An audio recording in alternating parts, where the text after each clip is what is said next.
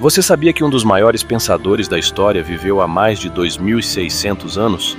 Anaximandro de Mileto, discípulo de Tales, não apenas desafiou as crenças mitológicas da época, mas também revolucionou a forma como enxergamos o cosmos e o mundo ao nosso redor.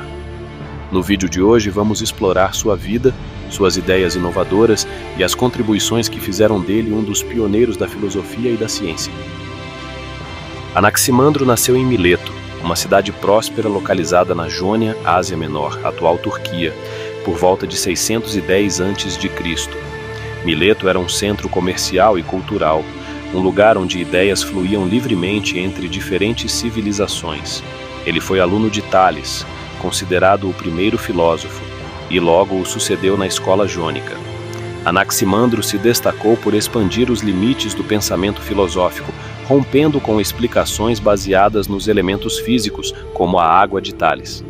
Alguns historiadores dizem que ele chegou a escrever um livro intitulado Sobre a Natureza. Contudo, essa obra se perdeu.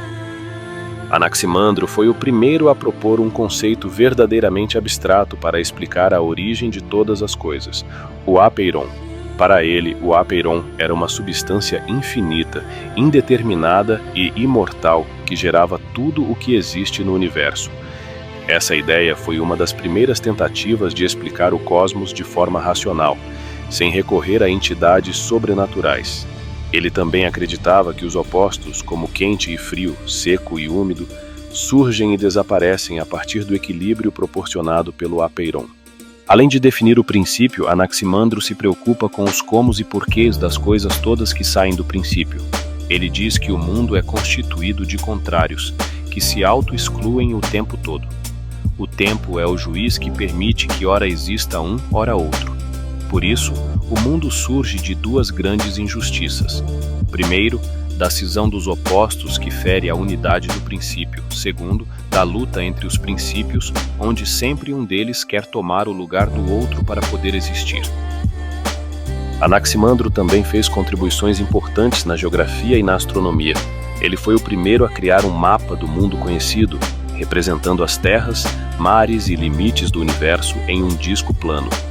Em sua visão, a Terra flutuava no centro do cosmos, equilibrada por forças iguais, desafiando a ideia de que era sustentada por algo sólido. Ele também sugeriu que os corpos celestes realizavam movimentos circulares em torno da Terra, uma ideia fundamental para o desenvolvimento da cosmologia.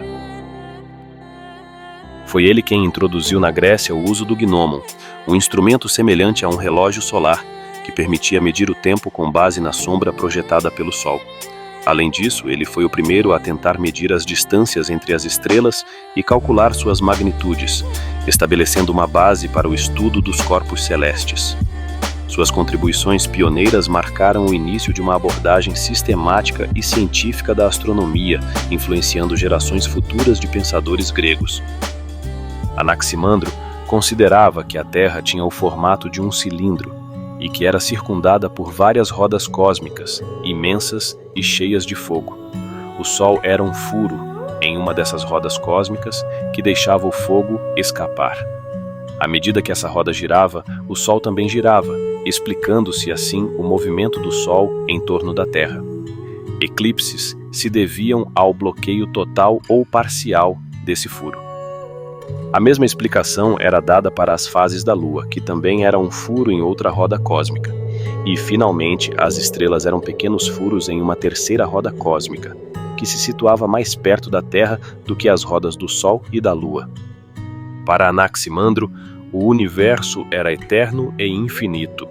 Um número infinito de mundos existiram antes do nosso. Após sua existência, eles se dissolveram na matéria primordial, e posteriormente outros mundos tornaram a nascer. Do apeiron surgem o frio e o quente, na condição de separações da substância primordial, e se constituem o fluido, a terra, o ar e os astros.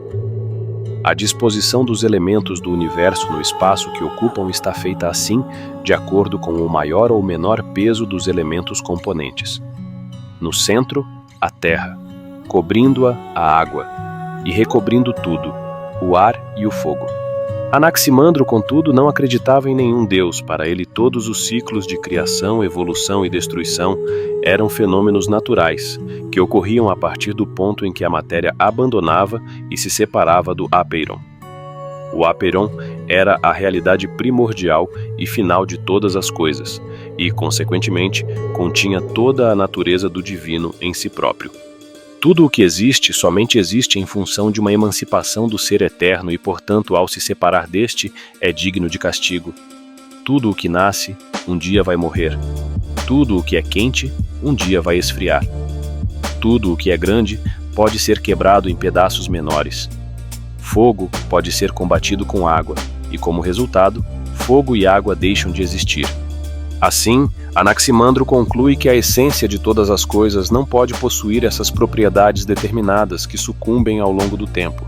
Daí seu conceito de apeiron ser algo ilimitado, infinito, indefinido e eterno. Anaximandro foi profundamente influenciado por seu mestre Tales, mas suas ideias abriram caminho para filósofos posteriores como Anaxímenes e Heráclito. Ele foi o primeiro a apresentar uma explicação mecanicista para o cosmos, o que o torna um dos precursores da ciência. Seu pensamento inovador inspirou gerações e estabeleceu as bases para o que hoje chamamos de filosofia e ciência. Está gostando desse vídeo? Então considere se inscrever no canal e deixe um like.